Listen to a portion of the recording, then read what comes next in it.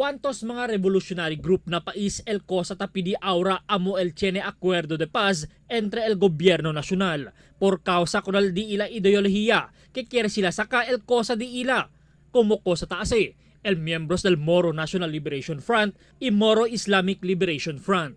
Mas reciente, amo el ya descansa BL-Bar que mas ya puede kita conoce amo el BBL. Ya declara guerra ahora el AFP contra el mga miembros del Abu Sayyaf Alina Basilan después que tiene sila 18 muerto y 56 herido na lao del soldado después el di la operasyon contra el Unmorocan National Muhammad Khattab y el grupo del ASG leader Radulan Sahiron y Furuji Indama.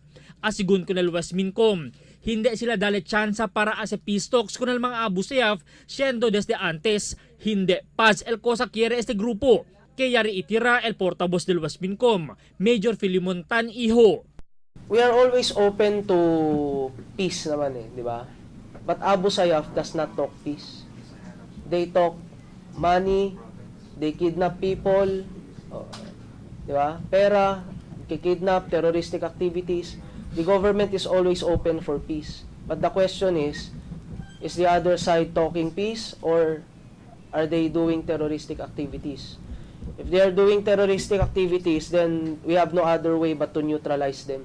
Yari itira el West Mincom, mas de 6 mga batalyon desde diferentes mga units del 44th Infantry Battalion, 18 Infantry Battalion, 4th Scout Ranger Battalion, 3rd Scout Ranger Battalion, MBLT-11 y mga Rangers, hindi pa inkluhido el mga specialized units kaya man-deploy aura na probinsya del Basilan.